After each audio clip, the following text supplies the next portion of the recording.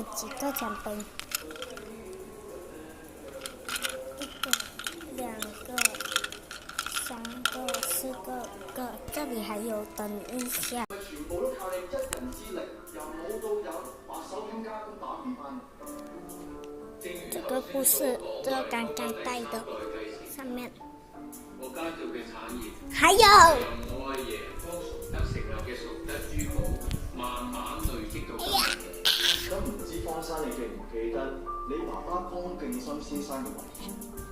法官閣下，我手上有一份由方龍超群女士，亦即係方生媽媽親筆簽名作誓嘅陳述書，入邊巨細無遺咁憶述方敬心先生，亦即係方仰天爸爸喺2002年臨終前嘅遺言。反對，呢一份係原訴人未經宣誓嘅陳述書，係唔可以作為證供嘅。當時喺現場嘅仲有方敬心先生嘅幾個孫，包括方學禮、方學賢、方學勤，佢哋都會逐一上庭作證。然後就完了，拜拜。